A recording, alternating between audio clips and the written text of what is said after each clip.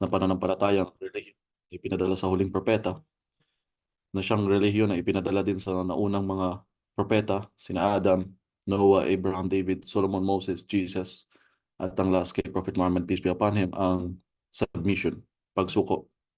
At ang pagsuko na yon ay yun yung Islam. Submission to the will of God. Pagsuko sa kagustuhan ng Allah, sa kalooban ng Allah. So, sino man yung tao na sumusuko, mapa-German man siya, mapa-Italiano, mapa-Amerikano, mapa-Pilipino, kapag siya ay sumuko sa Islam, pag sumuko siya sa will of sa will ng Allah, siya ay tinatawag na Muslim.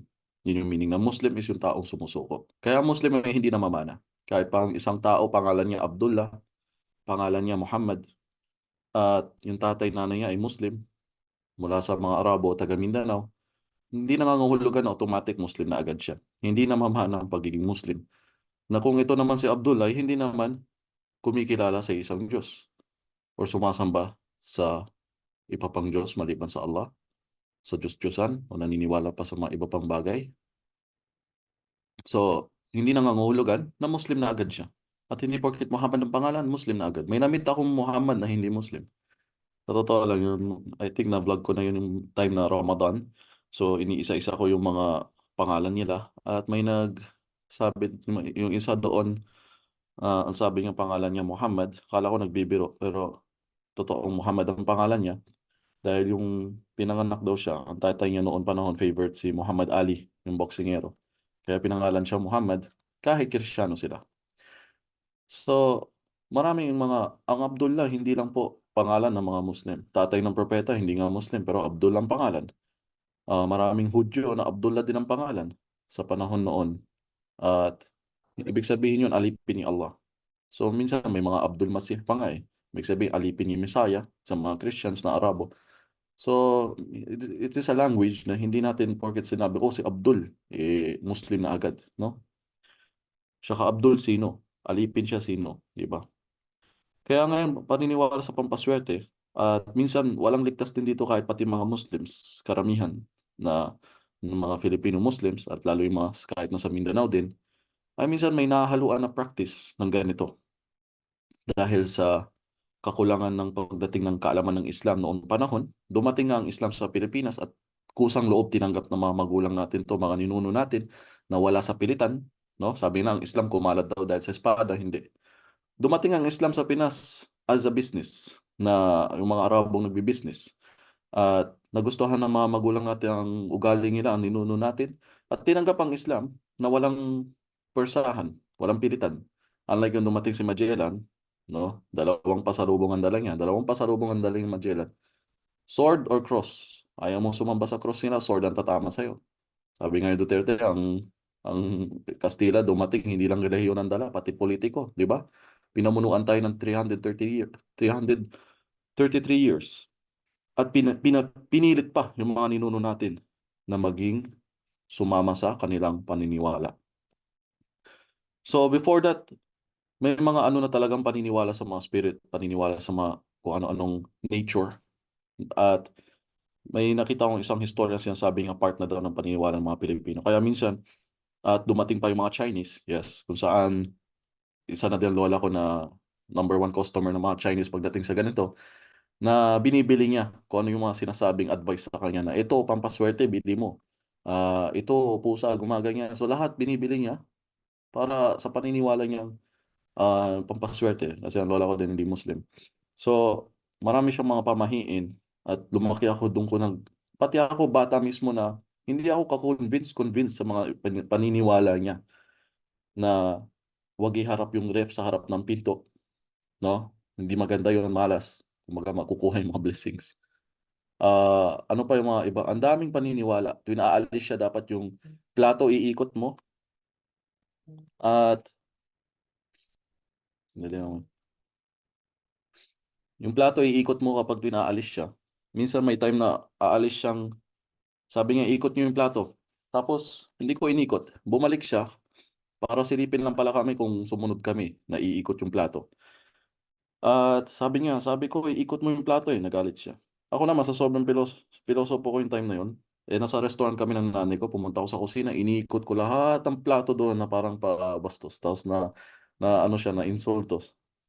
At yung time na yon, nakikita ko kung paano ako hindi talaga makonvince sa mga paniniwala niyang ito nagpapaswerte. At kahit minsan nga yung pusa na gumaganon, naalala ko yun. Imagine mo, bata pa lang hindi convinced sa mga ganong bagay. Kung paano ang isang bata, yung nature niya, yung fitra na ibinigay sa kanya ng Allah, na yung paniniwala lamang sa isang Diyos. Yung time na sabi ko, para saan tong pusa? Bakit gumagayon ka? Sabi niya, yan yung nagbibigay sa atin ng customer, pampaswerte, ganyan. Nagtatawag yan ng customer. Nag-iisip ako, paano ang isang laruan na ganyan na lagyan mo ng bati nagtatawag ng customer? Paano? Hindi ka convince sa isang batang 13 or 14 years old ako yung time na yun. So dito makikita mo ang bata mismo, may ano siya, fitra, na kung ano yung gabay sa kanya ng Allah na paniniwala na lamang sa kanya, tanging sa kanya lang. Pero bilang Muslim din, meron din tayo minsan ng pagkakamali patungkol din sa mga ganitong paniniwala. Bukod pa sa mga pusang dumaan na itim ay hindi na sila tutuloy sa kanilang dadaanan dahil may darating daw o may nangyayaring masama, no? Ako ilang beses na ako may dumaan yata pusa na itim eh. Tuloy pa rin ako sa dinadaanan ko. Wala naman yung kinalaman sa nagbibigay sa iyo ng swerte o malas. Dahil alam natin na niwatay sa tadhana, qadar, na lahat na nakasulat na bago pa lang tayo ipinanganak, nakalista na lahat ng mangyayari sa atin. Bago pa lang likhain tong mundo, nakalista na lahat, kailan kayo papanganak, anong budget mo din sa mundo, lahat ng darating sa iyo, mabuti at masama, hanggat saan ka mamamatay, kailan at paano. So lahat nakalista na. Pero hindi ibig sabihin na wala kang freedom. Ikaw din ang gumawa yun, pero nakalista na, alam na ng Allah yung gagawin mo. Kasi meron noon yung pilosopo na nagnakaw, yung hinuli siya, sabi niya, tadhana to na magnanakaw ako. Sinabihan din siya, tadhana din, napuputulan ka din ng kamay. So, hindi dahilan, hindi mo pwede sabihin na kinokontrol ka ng tadhana dahil ito ay ginusto mo. Ito din yung ginusto mo at nangyayari sa'yo. At syempre alam din ng Allah kung ano makakabuti sa'yo. Minsan may ina-apply kang trabaho na hindi ka natuloy doon. Tapos, hindi mo alam ang dahilan. Pero ang Allah alam niya, iningatan ka lang niya dahil sa baka magiging masama pala yung amo mo doon. Pangit pala yung company na yun. So, pinalitan niya ng mas mainam na company na hindi mo alam. Kaya minsan, yung nga yung pagtitiwala din sa kanya na iintindihin mo bakit kaya nangyayari to sa'yo, anong meron. Okay, tadhana ito. Parang ako matagal ko nang gusto umuwi sa Pinas na wala talaga. Parang ka nakakulong. So iniisip ko ano kaya ang dahilan or baka antayin mo na mayroong tamang oras, no? Tulad yung pag-aaral ko na pangarap ko sa isang school na hindi matuloy-tuloy. Halos kala ko wala ng pag-asa dahil nga overage na. Pero alhamdulillah ngayon nag-open sila ng online. Pwede pa rin mag-aral sa kanila. So ibig sabihin may tamang oras din. Alam niya kung kailan siguro sapat na yung sarili mo. Ready na sa pag-aaral na yun. So yung mga paniniwala na meron din tayong mga Muslims na minsan nahawa tayo or galing din sa ating mga ninuno na minsan ayaw pa rin iwanan. Pero sa ngayon, dahil marami na din nag-aaral ng mga Muslims, kahit papano, ay medyo nababawas-bawasan na din yung mga maling pamahiin natin kahit sa Mindanao. So pagdating sa pamahiin ng mga hindi Muslims, alam natin sobrang dami. No? Napakaraming paniniwala. Bukod pa sa pagsamba sa iba-ibang Diyos, sa mga gawa sa mga kahoy, rebulto, bato, na akala ito ay daan para magbigay ng pampaswerte or sagutin ng panalangin.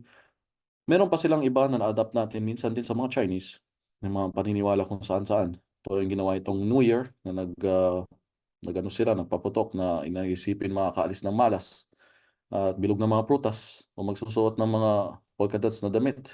Ay wala itong ah, benepisyo dahil tanging ang Diyos lamang nagbibigay ng kabutihan at ang may kontrol ng kasamaan.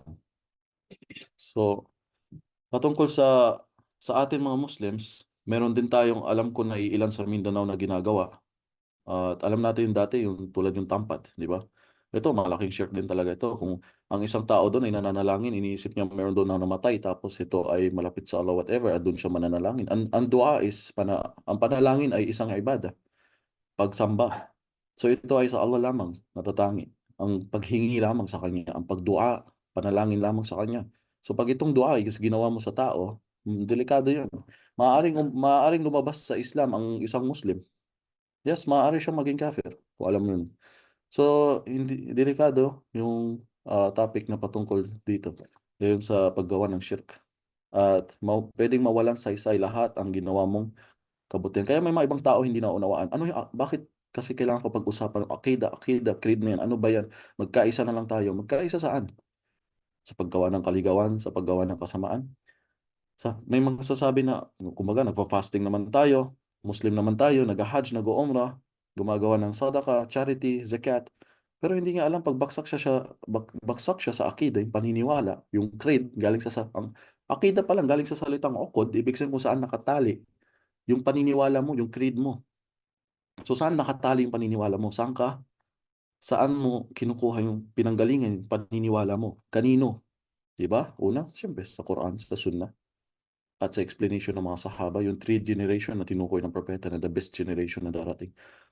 Yung generation niya, yung mga sahaba, yung mga tabi'in, yung mga nag-follow sa mga sahaba, mga apo din nila. Tabi'in, yung mga sumunod sa kanila, yung third generation, kasama doon ang mga scholars natin. So, doon tayo makikinig. Sila yung mas binigyan ng Allah ng pangunawa sa Islam. Sila yung kaya nga tinatawag salaf, yung pagbalik sa mga naunang. Meaning ng salaf is yung mga naunang mga tao, mabubuting tao. At sila ito. Kaya pag ikaw nagpa-follow sa kanila, doon ka nagiging tinatawag minsan ng salaf eh. Pero hindi ito sinasabing sekta. Ito ay pagkapit sa katotohanan ng group. Dahil noong panahon, sapat na sabihin na Muslim ka. Noon panahon, sapat na. Pero yung lumalabas na itong mga iba-ibang sekta ng mga Muslims, o di anong klaseng Muslim ka? Sapat na ba sabihin na Muslim ka? Anong klaseng Muslim? Muslim na Sunni, Muslim na Shia, Muslim na ano? So, talagang, wait lang.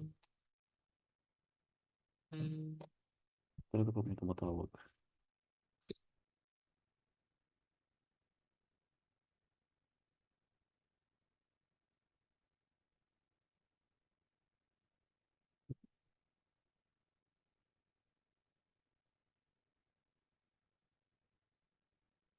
Yung patungkol sa lahat ng gawa ay maaaring mabura. Buksan niyo sa chapter 39, Surah 39, Az-Zumar. Tapos punta kayo sa 65. May mabasa kayong aya doon. Patungkol sa lahat ng gawa ay maaaring mawalan ng saysay.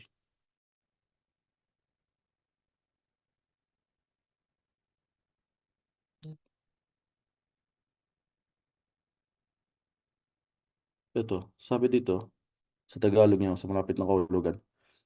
Katiyakan ito ay pinahayag na sa iyo o Muhammad at sa mga sugo ng Allah na nauna sa iyo na kung ikaw ay magtatambal ng ano paman sa Allah, ang lahat ng iyong mga gawain ay magiging walang kabuluhan. At katiyakan na ikaw ay mapapabilang sa mga talunan o mga nawalan. Dito kung makikita nyo mismo, si Prophet Muhammad, peace be upon him, sinabihan ng Allah sa Quran. Binigyan, kinausap ng ganito na kapag ikaw at katiyakan ito ay ipinahayag na sa iyo o Muhammad at ang mga sugo na nauna sa iyo. Kung ikaw ay magtatambal sa Allah, ng lahat ng iyong mga gawain ay magiging walang kabuluhan. Kung si Prophet Muhammad, peace be upon him, propeta, sinabihan ng Allah, kapag ikaw ay nagtambal, ay mawawalan saysay lahat ng ginawa mo. Tayo pa kaya na Muslim, taga-subaybay niya? Diba? Tanongin mo yung sarili mo, tayo pa kaya? Kaya nga yung nagsasabi na hindi importante ang akida, yung creed kung saan yung paniniwala mo galing. Nagpa-fasting naman tayo, nag-uumrah, nag-hajj. Anong saysay yun? Maaring mawalan ng saysay yun. Kung ang gawa niya Prophet Muhammad, yung daawa niya mismo, yung gawa niya lahat na paghihirap niya, ay pwedeng mawalan ng saysay sa pag siya ay nag-shirk, nagtambal sa Allah. Ikaw pa kaya? Di ba? So ano to, sa Surah Az-Zumar, sa 39, verse 68, 65. Search nyo yun. So, dito, delikado yung sinasabing paggawa ng shirk, pagtatambal. Kaya, kung hindi nyo man naintindihan yung Kitabut Tawhid, yung sinasabing book ng Tawhid, kaisa ng Allah, meron tong English, may translation na din to ng English na maaari yung basahin, inshallah. Patungkol to sa shirk na paniniwala.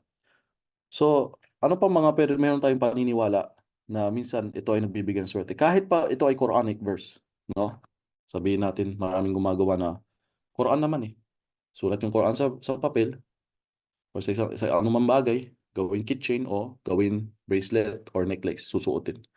Or minsan i-display pa sa pader, di ba? Yung mga calligraphy, yung ginagawang calligraphy ng Quran na minsan hindi na mabasa. Ano naman ang ano dito? Pag ang ginawa mo naman is katulad, ako yung bata ko, yung nga lang pagkakamali ko na minsan akala ko dahil may gumugulo sa akin minsan ng mga jinn o nagkakagusto na jinn. So, sa tuwing minsan nasa CR ko, nasa kwarto ko, may kumakatok sa pinto, pagbukas mo wala naman. Kaya yung time na yun, nagsusulat ako ng Bismillahirrahmanirrahim sa papel, naka-Arabic. Pero ang alam ko lang, hindi mo pwede idikit sa pader na ang likod nito ay CR o kaya sa pinto ng CR. So, nilalagay ko lang siya sa gilid, malapit sa banyo. Para akala ko pag nababasa ng jinn yun or nakikita niya ay hindi siya makalapit. Pero ito ay walang ebidensya at walang proof na pwedeng ito ay effective o kailangan gawin. Ang aya ay binabasa. Hindi siya dinidisplay para isipin na protection. Kaya ngayon dito kahit sa Saudi naging mahigpit sila tungkol sa mga stickers na may mga Masya Allah, stickers na may mga alhamdulillah may mga subhanallah na stickers tapos dinidikit sa kotse. Pag yung driver, ang iniisip niya, niligay ngayon dahil bilang protection, ay delikado. Iyon ay hindi pwedeng gawin sa Islam. Imagine nyo, Quran naman verses ng Quran, salita lang naman na gano'n. Pagsabi ng subhanallah, mashallah, tas dinikit. O kaya sa ano niya, sa kotse niya, mayroong maliit na verse ng Quran. O kaya minsan may mga Quran silang binibili. Kahit sa Makkah, binibili nila, hinahanap nila yung ganong Quran na sobrang liit na halos hindi mo mabasa. May nagregalo sa akin na gano'n na sobrang liit. At dinala ko dun sa sheikh namin. Sabi ko, anong gagawin ko dito? Dahil hindi ko alam kung hindi naman siya mabasa talaga sa sobrang liit niya, masakit sa mata. Yung matanda pa kaya na malabo na mata. At yun nga, sinabi na ng sheikh ko na pwede mong ilibing na lang or sunugin. Kesa dahil wala eh.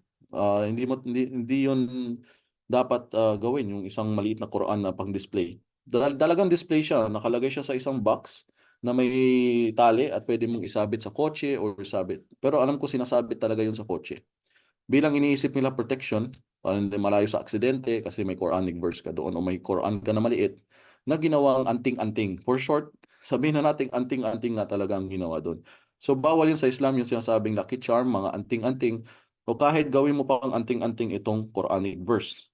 Minsan na din ako nakakita na niregalo sa nanay ko na sa pula siya na envelope or parang bag na maliit.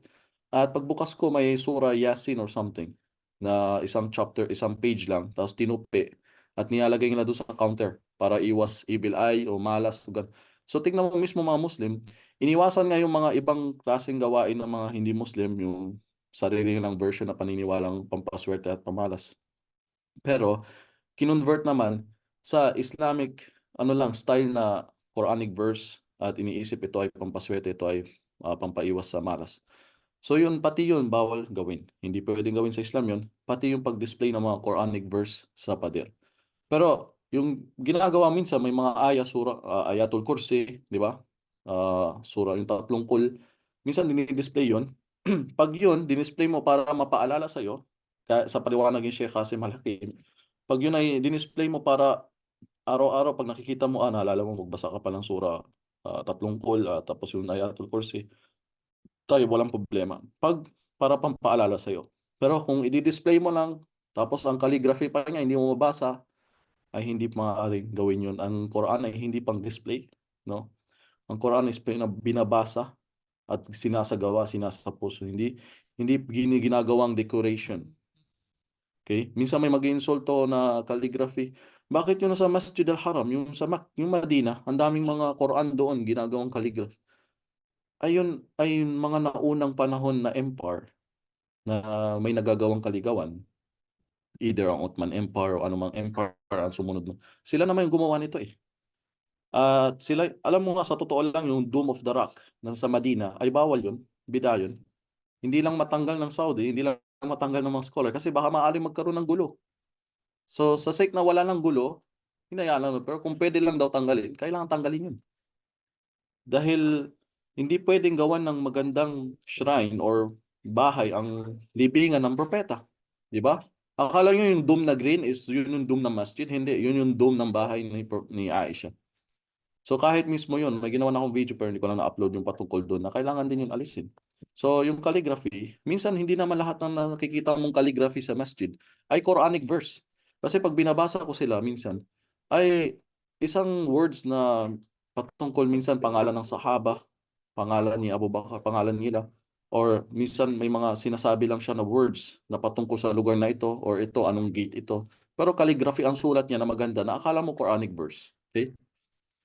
So, yun, sana tayo mga Muslims, marami din tayong mga paniniwalang ganyan na nagbibigay ng swerte, malas, ah, lalo sa Mindanao, marami mga practice pa rin. At minsan pinangahawakan kasi ng tao is, yan ang nakagisnan namin ginagawa ng mga lola-lolo ko noon. Yan ang ginagawa ng mga ninuno ko.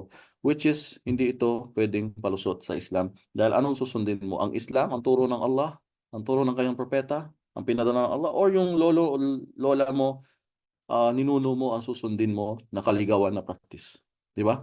Marami pang iba, bukod sa tampat, marami akong na-experience na nakita ko din mismo. Minsan kahit sa pagkain, no? Sa pagkain minsan may lulutuin sila. Tapos yung pala may meaning yun. Titingnan doon yung future mo. Which is ilmul ghaib ito, delikado. Ang Allah lang nakakaalam ng tadhana mo. Hindi mula sa isang taong nagluto, tapos kung anong kunin mong part doon is malalaman niya yung future mo. Mali din yun. So marami pang mga ganong klaseng paniniwala na minsan baso, minsan ito tasa, bibigay ng swerte. So simpleng bagay na minsan hindi natin napapansin, pero tulad ng sinabi ko sa verse ng Quran, so minsan baka ilagay pa yun sa mug, no? Lagay Bismillahirrahmanirrahim, paswerte ko to araw at umaga, ganito. Yun din, mga shirk na hindi natin namamalayan. Meron ako nabasa kanina sa Islam Q&A, pag ang shirk ginawa mo ay tulad ng, pag ang isang verse ng Quran ay nilagay mo sa isang, ginamit mo para isipin mo na ito ay makaka, ano sa'yo, makakabigbigay ng swerte. Or anuman bagay. Yeah, naalala ko, anuman bagay ang ginamit mo, amulet.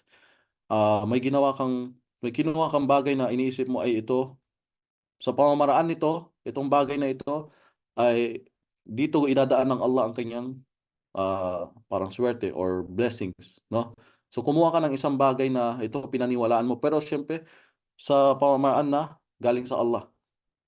So, andun pa rin ng Allah. Iniisip mo ang Allah, idadaan niya yung blessing niya o yung binibigay niyang biyaya ay doon sa gamit na meron ka.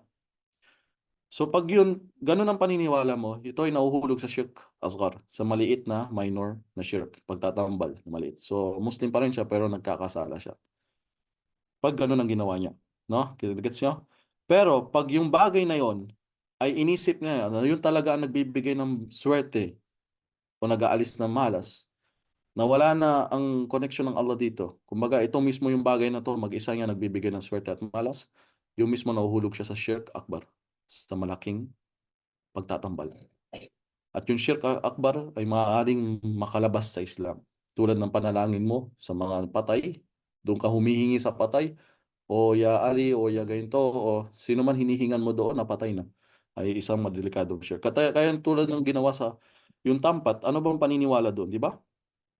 Alhamdulillah, may ustad tayo sa sobrang hirap alisin yun. Halos alanganin na ang buhay niya. Pero talagang pinaglaban niyang alisin yun. So dito ako nagtaka din ako yung time na yun. Anong klase mga Muslims na tinatanggal na ng isang ustad yung shirk doon sa lugar nila, yung pagtatambal na ginagawa nila, paghulog nila ng pera doon. Nadaanan na ng asawa ko yun, so alam din nila na totoo talaga yun na pag tindadaan yung mga tao doon, nagtatapon talaga ng pera. At ang iba pa, may mga ibang paniniwala patungkol doon. So, malaking shirk. Ngayon, nagtataka ako sa mga taong magsasabi, Free Palestine? Anong free? I-free mo muna yung sarili mo sa shirk bago ka magsabi ng Free Palestine. Huwag kang mag-alala sa Palestine. Magiging free ito, inshallah, balang araw. Ito ang tadhana dyan. Pero yung sarili mo, hindi mo ma-free. Free Palestine, pero hindi ma-free yung sarili sa shirk. Hindi niya mapakawalan. Maalis yung sarili niya sa paggawa ng shirk. Kaya ngayon alam niyo na importante ang akida, ang pag-aaral ng shirk patungkol sa tauhid at shirk. Ang opposite ng tauhid ay yung shirk, yung pagtatambal. So importante pag-aralan to. Bago ka pa dumating sa Sharia law, pag-aralan mo. Yes, andun na ngayon pag-aralan natin paano magsala, paano mag-fasting. Pero wag mong kakalimutan na wag din maiwan yung patungkol sa tauhid o akida ng pag-aaral. Dahil napaka-importante. Tulad ng sinabi natin nabasa natin kanina sa verse, na maaaring mawalan ng saysay ang lahat ng ginawa mo. At si Prophet Muhammad, peace be upon him, sinabihan din doon. Paano pa kaya tayo? Pero syempre ito ay in general na din. So, kung may mga katanungan po kayo, kung may minus ako na hindi nasabi dito, baka pwede nyo i-comment sa mga babae at yung mga lalaki, pwede kayo mag-open ng mic, inshallah. So, sana po malinaw yun patungkol doon. Kaya yun, noon panahon, kung alam nyo lang, dito sa Saudi mismo, 200 years ago, ang mga tao ay bumalik din sa pagtatambal. May mga tao na bumalik din sa paggawa ng shirk. Dahil kahit pagbabasahin mo sa story ng Kitab at-Tauhid sa panahon ni Sheikh Muhammad bin Abdul Wahhab, laganap ang mga paggawa ng pagtatambal.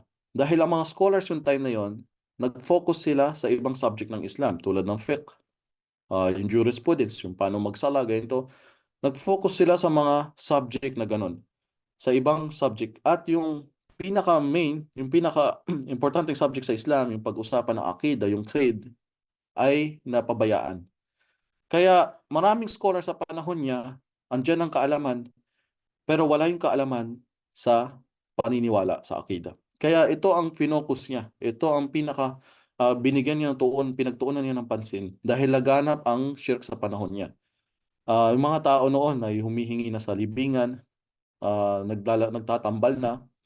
Ako, nasaksihan ko din noon, may binuntahan kaming Eid yun, Eid, nag-celebrate kami sa isang straha ng isang sheikh. So mayroon siyang tauhan, Haris, yung parang tagabantay, taga-pamahala ba yun, tagabantay ng kanyang ah, resort. At yung nagbabantay ng resort, Arabo yun ha, Arabong may asawa, may anak doon nakatira. Yung time na nagkatay sila ng kambing, sabi yung ustad namin, nakita niya mismo, kinuha yung dugo, kumuha ng konting dugo at nilagay sa noon niya, noon ng asawa at anak niya. Yung tinanong siya, anong paniniwala mo dyan? May something daw siya paniniwala ko, blessing o ano. Kaya sinabihan siya na ito ay hindi maaaring gawin, no? Mismo, makikita mo kahit Arabo na, at ngayon pa lang, kung ngayon panahon may nagagawa, paano pa kaya noon 200 years ago na bumalik ang jahiliya ulit sa lugar na ito. Kaya si Sheikh Muhammad bin Abdul Wahhab, sinasabing may dala siyang bago. Hindi.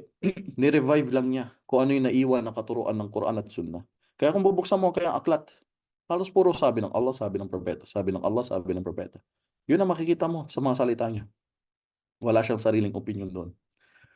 So, inshallah, sana po mabasa niyo yun. At yun ang pinaka-importante sa Islam. Ang pag-iwas natin sa mga paniniwala, pampaswerte. Minsan, naalala ko last week, umattend ako ng isang lecture ng ustad. Mismo pati ustad na pasabi siya sa akin, alam mo, ang swerte mo ngayon. Dumating ka dahil, kasi maraming handa yung time na yun. Sakto sa pagdating ko yun sa klase niya. Sabi niya, ang swerte mo ngayon, alam mo, dahil sa yun nga yung handa. Sabi ko, hindi tayo naniwala dyan, swerte. Inshallah, alhamdulillah, tadhana. Yes, nilagay ng Allah yung blessing na to. May blessing. Pero minsan nakasanayan din natin kasi na sabihin, you are lucky, ang swerte mo dahil nga dumating ito. So, inshallah, wala naman sigurong ganun kalaking issue dun sa pagsabi ng you're lucky, pero maswerte ka. Dahil minsan nakakagisnan natin. Pero Allahu alam. Pero yung iisipin mo deep inside na, oh, maswerte nga ako na, buti na lang na ganito, di ba? Pag narinig mo yung mga kufar nagsasalita, oh, swerte ako, hindi ako na aksidente. Anong swerte? Walang tsamba. Yung sinasabi ng tsamba lang, hindi nangyari to. Swerte ko dahil matalino ako, swerte ko. Dahil sa akin, nagawa ko to, naging YouTuber ako, naging sikat ako, nakuha ko. Hindi. Iisipin mo pa yung lahat ito galing sa Allah.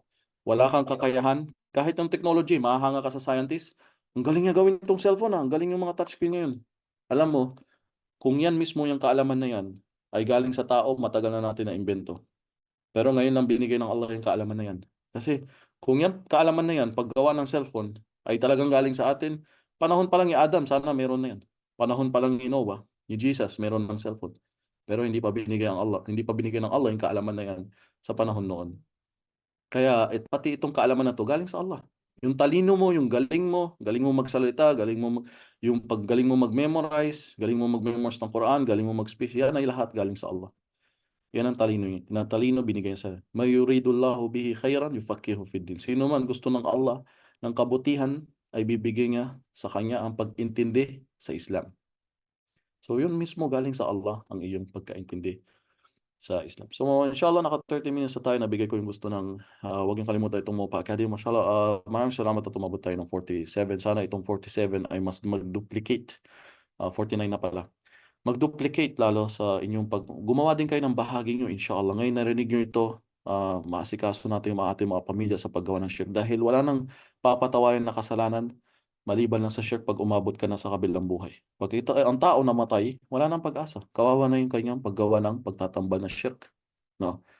Dahil lahat ng klaseng kasalanan papatawarin ng Allah. Ang tao minsan, ang isang Muslim nag-iingat sa sobrang ingat niya sa kunwari sa baboy, sa alak. Muslim ako, akala niya pag hindi siya kumain ng baboy, yun na yung magpapamuslim sa kanya. Anong use? Hindi ka nga kumakain ng baboy pero naniniwala ka sa mga pampaswerte o sumasamba ka pa sa mga humihingi ka sa patay. Anong use dun? Saan ang pagiging Muslim mo dun? 'Di ba? Hindi ko lang sinasabi kumain ka ng baboy tapos hindi ka gumagawa ng shirk. Kung kasalanan ang pagkain ng baboy, may mas malaking kasalanan diyan, ang shirk. Paniniwala mo pa sa may nagbibigay ng swerte o ano pa man, umalas o ano pa man mga bagay. Okay, inshallah magbasa na tayo ng mga. So wag niyong kalimutan ito, nilagay ng ating admin sa una. Maraming salamat sa pag-join sa ating webinar. Please join and follow ang ating mga social media account. Ito yung Facebook, pakiclick na din ito. Ito ang Instagram ng MOPA Academy. Inshallah maging bahagi po kayo ng Messenger of Peace Academy. Lalo yung mga nakapag-aral dito. Kayo ay kabilang dito, pakishare. Volunteer for Allah. Huwag niyong gawin para sa MOPA Academy. Sa totoo lang. Minsan may mga isang duat, nag-work sa isang Islamic center. Tapos pag ano siya doon, issue sa mudir, hindi niya nagustuhan yung Islamic Center, aalis siya. Lahat ng project na sinimulan niya doon, iniwan na din niya. Yung page na ginawa nila, yung dawa na ginawa, wala, iniwan na din niya. Yan ba? Dawa ba talaga for Allah o dawa for the Islamic Center? Ako yung mga nawalan, yung mga naiwan ko na ng Islamic Center dahil sa nag-retard na ako doon. Hanggang ngayon, yung project nila, dala-dala ko pa rin yung inumpisahan namin page, yung inumpisahan namin group, yung pag-aaral. Kasama ko pa rin sila hanggang ngayon. Dahil dawa, hindi mo mawawala yan. Hindi mo dapat iiwan yan. Kahit hindi ka na nagwo-work diyan. 'Di ba? Hindi ko sinasabi, pinipraise ko yung sarili ko. Sinasabi ko lang, kaya nga nakita yung isang model, sabi niya, parang kumbaga, sa lahat ng nakilala din yung daya na bihira lang yung ganun na hindi iniiwan yung dating ang trabaho. Tayo, pwede kaming makontak. Ito po yung number, contact nila kung may mga katanungan kayo sa Mopar Academy. YouTube pala, wag yung kalimutan. Doon nila ina-upload lahat ng mga webinar na karamihan tulad si Ustad, mga ano namin, mga suki. Si Ustad Hamza Duran, si Ustad Abdul Rashid, si Ustad John. So, marami kayong mapapanood ng mga videos nila, yung mga nakaraan ng mga lectures na hindi yun napanood. So, paki-follow po itong mga nasa link. Okay? Maraming salamat. Si Arlene, Assalamualaikum warahmatullahi wabarakatuh. Casey, itanong ko lang po, mayroong nagbibigay ilan ng family, sa family ng matandang alaga. So, sinulat sa papel red, ang pen ginamit, ilagay sa tubig at ipinainom kay Lola. Sure, kasi. Ano kayang sinulat doon? Kasi meron akong alam na ang rukiya pwedeng isulat sa papel tapos lagay sa tubig or inumin. Yes, pag rukiya yan, inshallah pwede. Pero pag sinulat something na black magic o sino mang crush niya tapos pinainom sa kanya, maaaring, alam natin, hindi pwede. Minsan may nakita na din akong book galing sa Mindanao, lola-lola pa daw niya yun. Arabic siya. Pero pag binabasa mo, parang yung itsura pala ng book, nagawa pala sa balat ng kambing. Tapos pagbukas mo nga, mga Arabic. Pero pag binabasa mo, parang pinagmekos-mekos na verse ng Quran na ginawang parang black magic. So, ano siya, siher, parang black magic or something, alam mo yun? Parang magic. Tapos gagamit siya ng mga ibang Quranic verse o may mga Arabic siyang spelling. So, hindi porket Arabic yun. Quran. Mashallah, basahin ko nga to. Huwag tayo mag-iignore, hindi porket Arabic ay Quran na agad. Minsan may nagpapabasa sa akin na parang text ng ministry sa kanya. Sabi ko, nababasa ko pero hindi ko lang magets yung ibig niyang sabihin doon sa ibang bagay. Sabi niya, ay, akala ko nakakabasa ka ng Quran. Akala niya, porket Arabic lang, Quran na agad. Ang mga Arabong Christian nagsasalita ng Arabic, tandaan natin. Susulat din sila ng Arabic. In Jesus Christ, in name, Arabic ang sulat. So, hindi porket Arabic agad is maniniwala na tayo. Hindi yan kulam kasi Arabic yan eh. Nako, Arabic nga yan. Maaaring Arabong mangkukulam na magsulat ng libro. Yes, maaari. Maaaring Harry Potter yan na Arabo. Sinulat niya doon, When Gathering Leviosa, pero nasa Arabic. Maaaring ganun. Black magic siya pero nakasulat sa Arabic. Kaya mag-ingat po tayo, hindi porket Arabic. Yun, sana nasagot ko yung sinasabi, yung tanong mo, inshallah. Baka maaaring ruqya yun na sinulatan ng Arabic verse. I mean Quranic verse. Assalamualaikum warahmatullahi wabarakatuh. Ask ko lang po yung Kaaba po, picture at tasbih na nakalagay sa sasakyan. Makakapasok po ba sa shirk yun? Jazakallah khair. Kaaba, picture ng Kaaba at nakalagay sa sasakyan. Parang hindi pa ako nakakita ng gano'n, gaano kalaki yung picture ng Kaaba. Pero tulad ng sinabi nga natin ngayon, kanina, pag nilagay niya sticker, tapos may nakasulat na gano'n, bilang pampaalala sa kanya. Kasi marami din tayo minsan mababasa sa kalsada, nagsusulat sila ng Subhanallah, Astaghfirullah. Yun ay paalala. Tsaka ang laki ng reward ng taong gumagawa yun. Di ba pag magbabiyahe ka from Riyadh to Makkah, may makikita ka sa kalsada nakasulat Subhanallah, Alhamdulillah. Yun ay paalala sa tao na basahin niya. Tsaka tuwing dadaan ka doon, nababasa mo, may reward yung naglagay yun, inshallah. So, pag ganun ang purpose, nilagay yung sticker na yun bilang paalala, walang problema. Pero pag nilagay niya bilang iniisip niya na magpapaprotekta sa kanya, ang Allah magbibigay ng protection dahil doon sa sticker na nilagay niyang Kaaba or nilagay niyang Quranic verse ay yun ang hindi pwede. Okay. Dahil ang sinabi dito is recite. Kunwari yung Ayatul Kursi, nilagay niya bilang protection, nilagay niya sa pinto para wala daw papasok na jinn.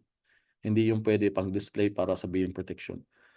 Nakalagay yon, nilagay mo yun kung ang yung intention mo is para mabasa mo lagi, maalala mo, kailangan ko pala basahin Ayatul Kursi araw-araw ganito.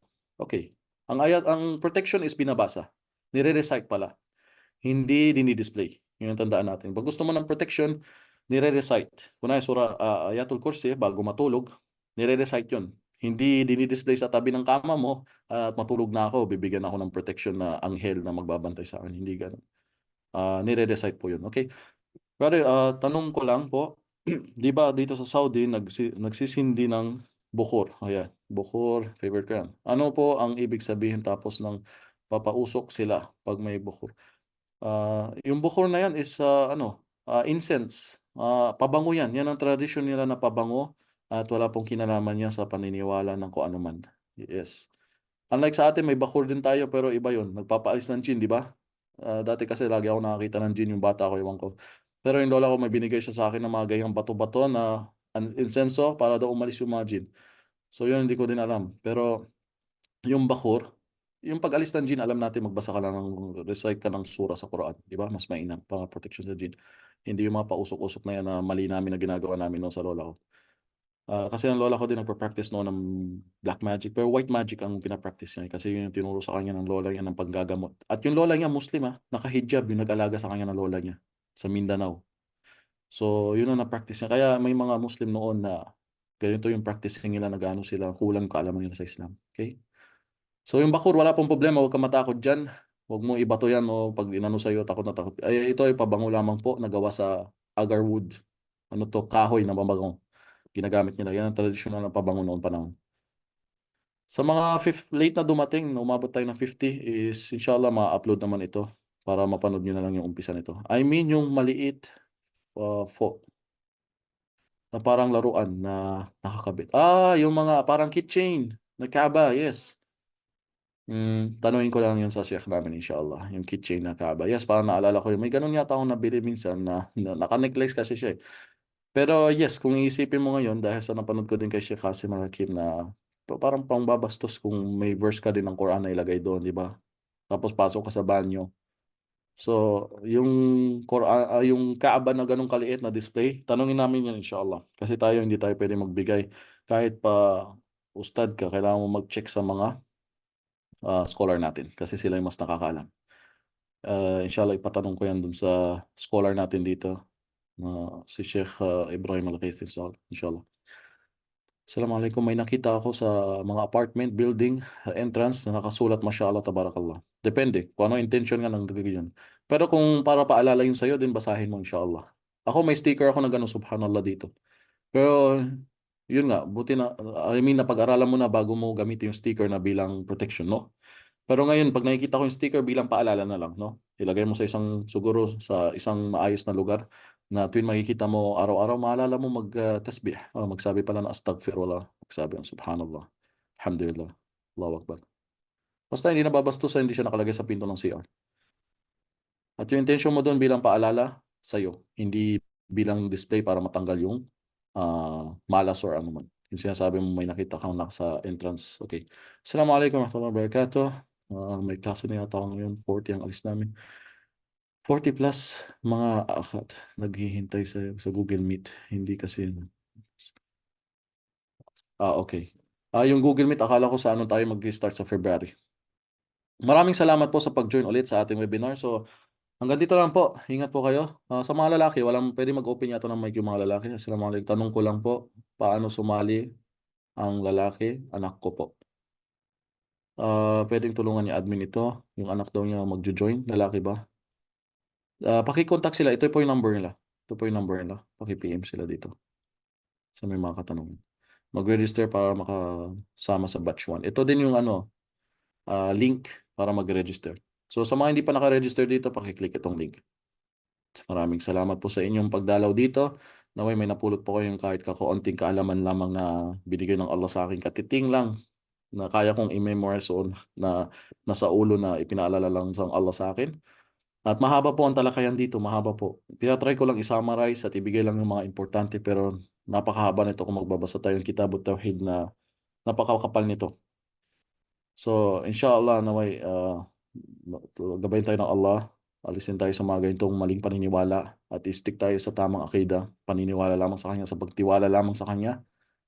Ah, Tulad yung nakikita yung mga kapwa natin, mga nasa Gaza ngayon. Tignan mo yung iman nila.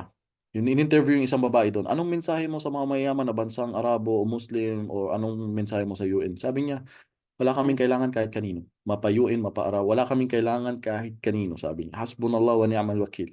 Sapat na ang Allah sa amin, the disposer of all affairs. So, tagapangalaga ng kanyang mga nilikha. Gusto mo makita ng sabar at iman? Tignan mo yung mga tao na taga doon ngayon. Kung paano yung stick nila. Yung tiwala nila, wala na. Hindi na napunta sa UN, napunta dito, napunta sa pera ng mga Arab, wala. Ang tiwala nila napunta lamang sa Allah na nag-iisa. At doon natin makikita yung tunay na pag dumating ang pagsubok sa isang tao, check siya ng Allah kung saan yung paniniwala niya. Tayo siguro pag nangyari yun, kailangan ko si Wawawi, tulungan niyo ako. Wala, kailangan ko si BBM. Naghihirap kami, walang bigas. So, pwede pong humabol sa ating batch 1. Ito po ang link ng batch 1. Pakishare din po. Pumunta sa ating website. Pakishare din po ito sa mga kaibigan nyo. Inshallah na ay matuto kayo maging isang best na daya balang araw. Sinasabi ko lagi, palitan nyo kami dito, inshallah. Hindi lahat ng mga ustad natin ngayon ay tumatagal o yung mga daya natin. Tulad ng nakaraan na may pumanaw na. Ang daming pumanaw ng mga preacher. Okay? Ano inaantay nyo? Walang papalit? O kayo, ang gusto nyo, kayo ang pumalit? طيب إن شاء الله maraming salamat. Ingat po kayo. Subhanallah wa bihamdihi asyhadu an la ilaha illa anta astaghfiruka wa atubu ilaik. Inshallah sana ang ganito lang po at kami ay paalis na. Maraming salamat sa inyo. Ingat po kayo. Paki-share po itong Mopa Academy. Huwag niyo kalimutan i-follow ang Facebook nila. Paki-share din sa group niyo yung mga may mga organization dito. Paki-join po ang mga students niyo, ang mga team niyo na makapag-aral dito dahil dito naka-fix na po, naka-organize ang pag-aaral nila paano magdawa. Inshallah. Pwede po. Yes. Pwede pang humabol. Masa lang po. Ingat po kayo, okay? Thank you sana po next time is duplicate at tawag dito. Itong 50 na to ay magtawag din ng kahit bawat isa ay isa. At inshallah next week ay 100 na. Sa mga susunod na programa, kahit yung mga ibang ustad na magsasalita dito sa Mopa Academy. Ingat po kayo. Masalam. Thank you po sa oras.